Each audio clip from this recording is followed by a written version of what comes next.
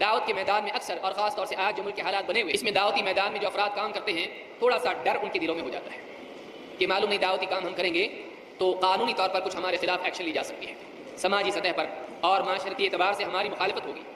اللہ تعالیٰ نے اپنے نبی صلی اللہ علیہ وسلم سے کہا اور ذمہ لیا، اللہ نے کہا واللہ یعصمک من الناس، لوگوں سے آپ کو اللہ بچائے گا، یہ اللہ ہے جو حفاظت کرنے والا۔ اس آیت سے بات معلوم ہوتی ہے کہ تبلیغ کا حق ادا کرنا اللہ سے نصرت اور حفاظت کا استحقاق پیدا کرتا ہے، اس کو یاد رکھیں۔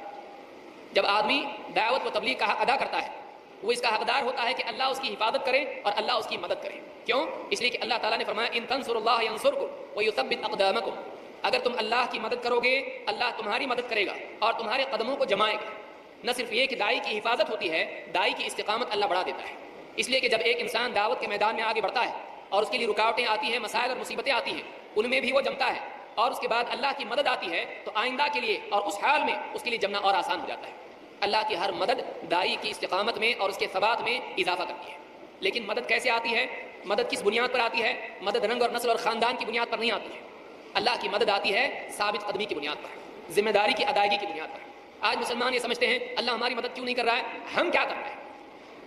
ہم سارے عالم کی بات چھوڑیے، اپنے گھر کی دنیا میں ہم اللہ کی بات بیان نہیں کرتے ہیں۔ اپنی بیوی، اپنے بچے، اپنے رشتہ دار، اپنے پڑوسی، اپنے دوست احباب، اپنے آفس والے، اپنی کمپنی والے، ہم کتنوں کے سامنے اللہ کی بات کرتے ہیں۔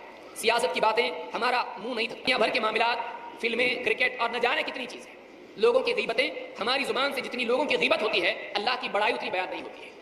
ہم کہاں ہیں؟ ہم لوگوں کو اپنی ذات سے جتنا جوڑتے ہیں اتنا اللہ سے نہیں جوڑتے ہیں۔ ظاہر بات ہے کہ جب ایسا ہماری زندگی ہوگی، ایسی زندگی اگر ہماری ہوگی، اللہ کی مدد کیسے آ سکتی ہے؟ اللہ کی نصرت کا ذریعہ یہ ہے کہ ہماری زندگی کا مقصد اور ہماری زندگی کا مسلسل وظیفہ اللہ کی طرف لوگوں کو بلانا ہو، جس درجے میں ہو۔ ضروری نہیں کہ آپ سارے عالم میں جائیں، ضروری نہیں، لیکن آپ کی جہاں تک پہنچ ہے، آپ کی جہاں تک پہنچ ہے آپ اپنے دائرے میں تو اس کو کریں۔ آپ کہیں نہیں کر سکتے، 20 بچوں میں تو کر سکتے، آپ کہیں نہ کہیں آپ اپنے دوست سے تو کر سکتے، لیکن آج آپ دیکھیں گے کہ مسلمان اس ذمہ داری سے بہت بہت دور ہیں۔ نتیجہ کیا ہے؟ نتیجہ یہ ہے کہ اللہ کی نصرت سے آج ہم محروم ہیں۔ لہٰذا اس کو اپنی زندگی کا مقصد بنانے کی ضرورت ہے۔ ہاں لیکن یاد رکھنا ضروری یہ بھی ہے کہ دعوت بغیر علم اور بصیرت کی نہیں ہوتی ہے۔ یہ نہیں کہ آدمی میں جوش آ جائے اور وہ کھڑا ہو جائے اور کچھ بھی بولنا شروع کرے، نہیں۔ کسان کے لیے، کھیتی کے لیے بیج ہونا چاہیے، بغیر بیج کے وہ کیسے کھیتی کرے گا؟ اسی طرح سے داعی کے پاس علم ہونا چاہیے، اگر وہ علم ہے تو اس علم کے ذریعے سے وہ دعوت کا بیج بو سکتا ہے، بغیر علم کے کام نہیں ہو سکتا ہے۔ اور اس کو طریقہ بھی معلوم ہونا چاہیے، جیسے کھیتی کے لیے کسان کو طریقہ معلوم ہونا چاہیے کیسے کھیتی کی جاتی ہے، ورنہ بیج بھی ضائع ہو جائے گا اور زمین بھی خراب ہو جائے گی۔